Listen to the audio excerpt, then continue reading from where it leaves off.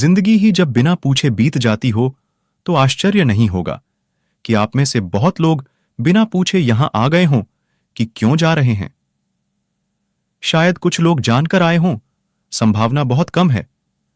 हम सब ऐसी मूर्छा में चलते हैं, ऐसी मूर्छा में सुनते हैं, ऐसी मूर्छा में देखते हैं कि न तो हमें वह दिखाई पढ़ता जो है, न वह सुनाई पढ़ता जो कहा जाता है, और न उसका स्पर्श अनुभव हो पाता जो सब ओर से बाहर और भीतर हमें घेरे हुए हैं।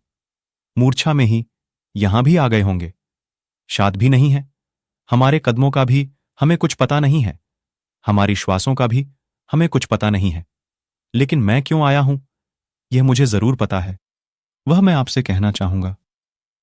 बहुत जन्मों से खोज चलती है आदमी की, न मालूम कितने जन्मों की खोज के बाद उसकी झलक मिलती है, जिसे हम आनंद कहें, शांति कहें, सत्य कहें, परमात्मा कहें, मोक्ष कहें, निर्वाण कहें, जो भी शब्द ठीक मालूम पढ़े कहें। ऐसे कोई भी शब्द उसे कहने में ठीक नहीं है, समर्थ नहीं है। जन्मों जन्मों के बाद उसका मिलना होता है, और जो लोग भी उसे खोजते हैं वे सोचते हैं पाकर विश्राम मिल जाएगा। लेकिन जिन्हें भी वह मिलता है, मिलकर पता चलता है कि एक नए श्रम की शुरुआत है, विश्राम नहीं। कल तक पाने के लिए दौड़-डीच थी और फिर बांटने के लिए दौड़-धूप शुरू हो जाती है। अन्यथा बुद्ध हमारे द्वार पर आकर खड़े न हो, और न महावीर हमारी सांकल को खटखटाए, और न जीसस हमें पुकारें।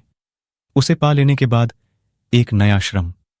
सच यह है कि जीवन में जो भी महत्वपूर्ण है, उसे पाने में जितना आनंद है, उससे अनंत गुना आनंद उसे बांटने में है।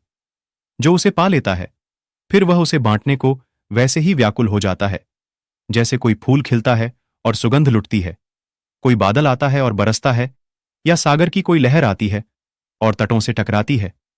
ठीक ऐसे ही जब कुछ मिलता है तो बंटने के लिए, बिखरने के लिए, फैलने के लिए प्राण आतुर हो जाते हैं।